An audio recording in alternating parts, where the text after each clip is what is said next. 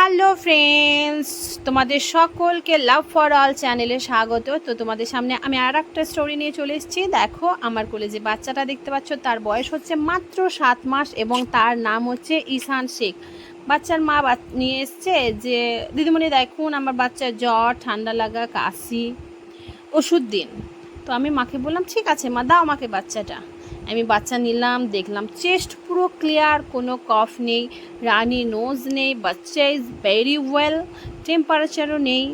তো মাকে আমি বললাম মা তুমি ওষুধ যে বলছো মা, বাচ্চা তো পুরো ওকে, ঠিক আছে, মাঝে মধ্যে যদি জ্বর আসছে কোনো অসুবিধা নেই, আমি জ্বরের জন্য তোমাকে ওষুধ দিয়ে দিচ্ছি, সেই ওষুধটা তুমি বাচ্চাকে 3 ml করে 2বার খাওয়াও।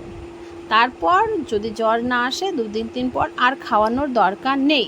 আর যদি মনে হয় না জ্বর আসছে, তুমি ওষুধটা 3বারও দিনে খাওয়াতে পারো, কোনো অসুবিধা নেই। আর যেহেতু বাচ্চাদের ওষুধ বডি ওয়েট হিসেবে হয়, তো সেই হিসেবে বাচ্চাটাকে 3 ml করে খাওয়াবে, ঠিক আছে। সমস্ত বাচ্চাদের ওষুধ according to body weight calculate করে দিতে হয়। তো আমার তোমাদের সকল মায়েদের, বাবাদের, ভাইদের, বোনেদের হাত জোর করে একটা অনুরোধ, প্লিজ তোমরা নিজেরাও ওষুধ যতটা পারবে কম খাও, বাচ্চাদের তো আরোই কম খাওয়াও, প্রয়োজনের বাইরে এতটুকু মেডিসিন খাওয়াবে না।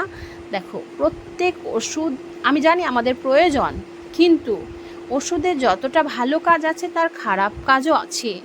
সাইড ইফেক্ট বলে একটা কথা আছে না, তো সাইড ইফেক্ট প্রত্যেক জিনিসের আছে, সেরকম মেডিসিনেরও আছে। তো আমাদের চেষ্টা করতে হবে মেডিসিন কম খেতে, কারণ মেডিসিনের এফেক্ট যেমন আছে সাইড এফেক্টও আছে। তো তোমাদের কাছে আমার আবারও হার্দিক অনুরোধ, হাত জোর করে অনুরোধ, মায়েরা প্লিজ ওষুধ প্রয়োজনের বাইরে একদম খাবে না, বাচ্চাদের তো একদমই না। তো দেখো বাচ্চাটা কি স্মাইল, কি চঞ্চলে, ভীষণ অ্যাক্টিভ। আমি কোলে নিয়েছি তো স্থির তো একদমই থাকছে না, শুধু নড়ে চড়ে যাচ্ছে। তো এত হেলদি, ওয়েলস, একদম সুন্দর অ্যাক্টিভ বাচ্চাদেরকে ওষুধ খাওয়াবে কেন? না, প্রয়োজন বাইরে একদমই নয়।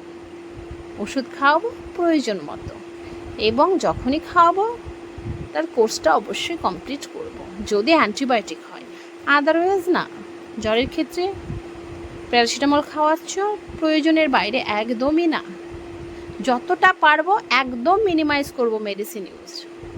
তো আমার এই কথাতে মা বাচ্চা সবাই একদম খুশি। বাচ্চা তো অলওয়েজ খুশি আছে, কোনো ব্যাপার নেই, মাও খুশি হয়ে গেল। মাকে বোঝাতে হবে, শুধু এই মা নয়, যে কোনো মায়েদের আমাদের কর্তব্য হচ্ছে মাদেরকে বোঝানো যে কোনটা আমাদের ভালো, কোনটা ভালো নয়। তো প্লিজ মায়েরা, আমি যদি কিছু ভুল বলে থাকি ক্ষমা করে দিও, আর তোমরা প্লিজ এটা মেনে চলো, প্লিজ প্লিজ প্লিজ। তোমরা ভালো থাকলেই আমরা ভালো থাকবো, তোমাদের সুস্থতাই আমাদের কামনা। আশা করছি ভালো আছো, ভালো থেকো। Bye, take care.